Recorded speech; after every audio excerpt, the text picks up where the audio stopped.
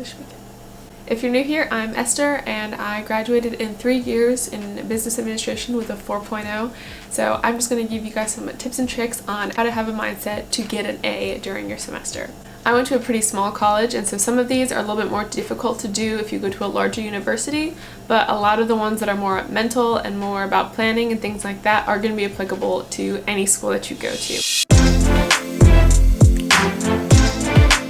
My first piece of advice would be to treat school like a job. When you do that, you're going to have a more intentional mindset about it. It won't be so much just something that you have to do. It's more of something you get to do or that is important. I mean, when you go to, even if you go to work that you don't like, there's more of an importance to it. You know you're going to get a paycheck at the end of the day. If you work hard, you might get a raise, things like that. In the same way, the more you put effort into school, the more you're going to get back out of it.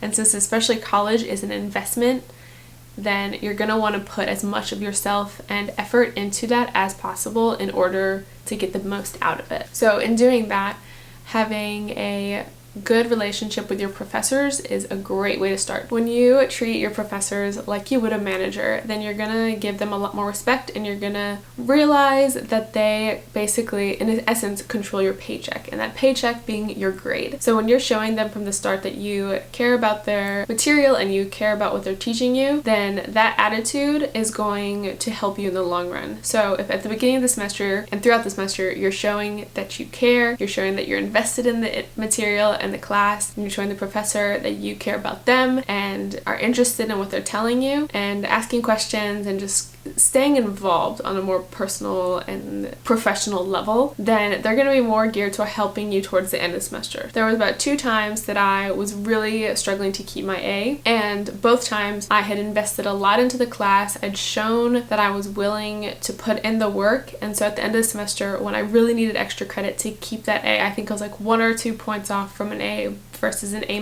When I went and talked to those professors, they were a lot more willing to give me opportunities for extra credit. Like if you're going into a work scenario and asking for something, you're going to show that why you deserve that opportunity, whether it be a raise or something like that. In the same way, when you're going to ask for extra credit, they would be doing you a favor. And so I often would already bring some extra work that I may have completed, or showing that the purpose isn't just to get the good grade, but also to learn the material. So regardless of if they give you the extra credit or not, you're showing you're willing to put in the effort because you care about their material, and they're going to be a lot more willing to work with you because you're actually invested in learning and getting something out of it instead of just walking away with a good grade. So basically, in that work category, there's a couple things to kind of keep in mind, and that is your professors, your attitude throughout the semester, keeping a plan, because just like in a work scenario, they're not going to be someone constantly checking up on you to make sure you're doing what you're supposed to be doing. In the same way, your professor is not going to be checking up on you every night to see if you've done your work assignment. So making sure that you are keeping yourself accountable as if it were a job. Just because you're treating school like a job doesn't mean that school then has to control your life. Just like a job, you should have work-life balance.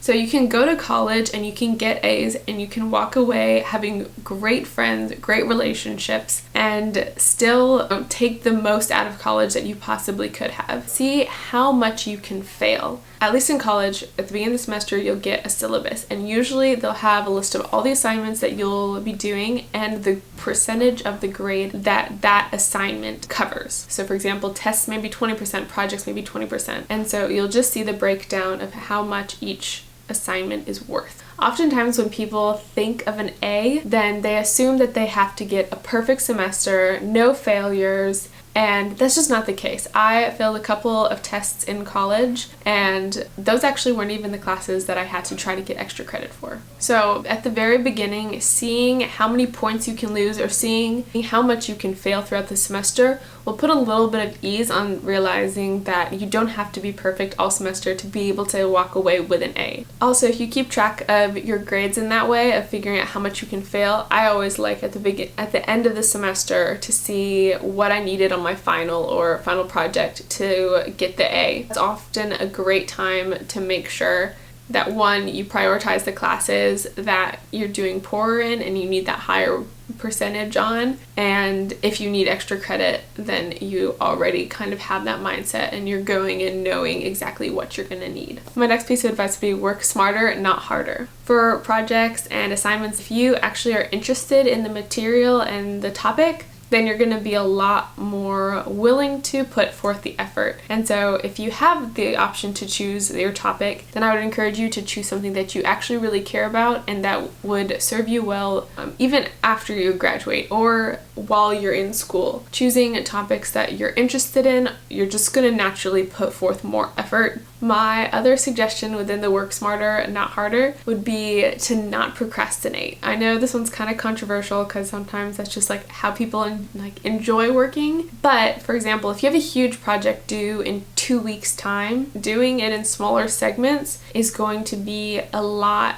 easier and feel less overwhelming. Basically, when you have a plan, if you just say like complete class with an A, you're gonna be overwhelmed by that, right? Because there's so much and it seems impossible because there's so much to do in each class and it just seems overwhelming. But when you break it down, you look at each assignment, you see when they're due, it starts to seem more spaced out and you can start to see that it is manageable. So in the same way, for each assignment, you can start to see how much time you have to complete each thing. And just because something is due 2 months from now doesn't mean you should wait 2 months to complete it. It means you can break that assignment down into smaller, more like bite-sized pieces that you don't have to procrastinate on. I find that if I have a huge thing to do, then I'm going to push it off. But if it's more tangible, easy, quick accomplishments, then I'm going to be more willing to put forth that effort right away instead of waiting. My next piece of advice would be fake it until you make it. A lot of people will say C's get degrees and have that kind of attitude throughout college. And while that is true and you shouldn't put all of your worth on getting an A, if you constantly are telling yourself C's get degrees, that's the kind of effort you're going to put forth and that's the kind of work that you're going to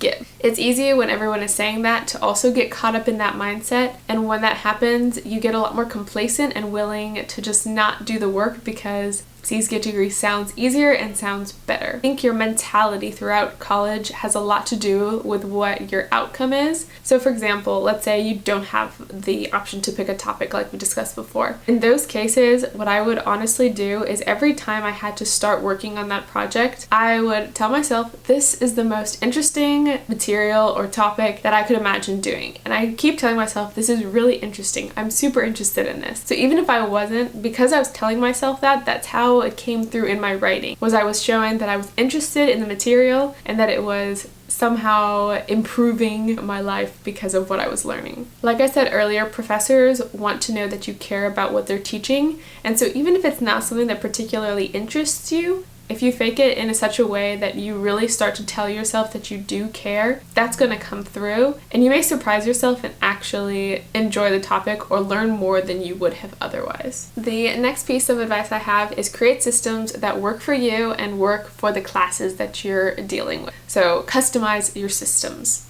I have an entire video about organization, which I will link in the description below, and that kind of goes into details about how I organize, but it's important to remember that each class is going to have different structure. So one might be more project heavy and papers and research, and one might be a lot more tests and quizzes. So learning what is expected from a class and how the class is structured is going to play a huge role in how you succeed in that class. There were some classes in college where the professor would take notes on a whiteboard and he would talk and take notes the whole time, and he'd kind of erase as he went, and he tested about probably 85% of the test based on those notes. So it was super important to always write down those notes because you weren't going to get them in a PowerPoint and there was no other way to see them. In other classes, it may be more discussion style, and so sitting there taking notes may not be the best use of your time and may actually end up coming across as not being engaged or caring about the content as much. And so again,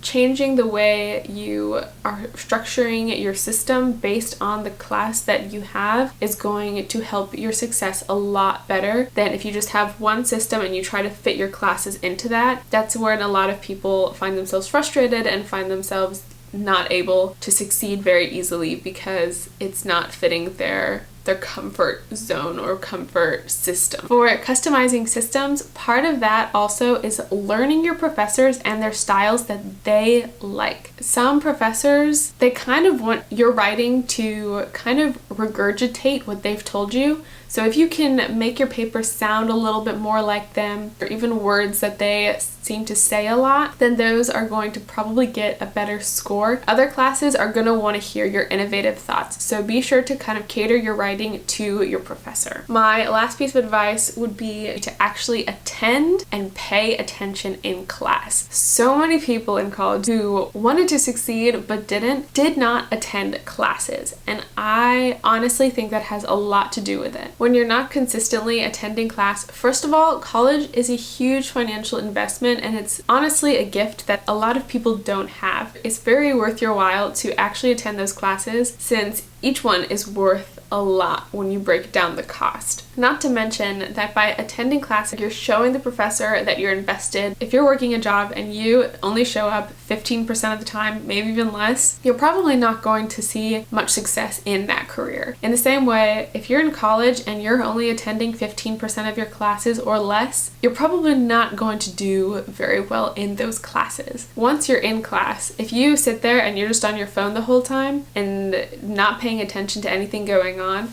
one, you're again showing the professor you don't care. Two, you're wasting your own time because you could have just done that on your couch or in your dorm room. But if you go and you actually sit there and pay attention, you may find that the information that they're giving is a lot more interesting than you might have thought, or at the very least, it's going to prepare you for the exams and prepare you for what their expectations are a lot better than if you had just sat in your dorm room or gone and got a cup of coffee with your friend. Most classes that I took, the more effort that I put into them, the more I found that I was walking away learning from those classes, even if I wasn't going into them expecting to learn a lot. Thank you guys so much for watching this video. I really enjoy education content.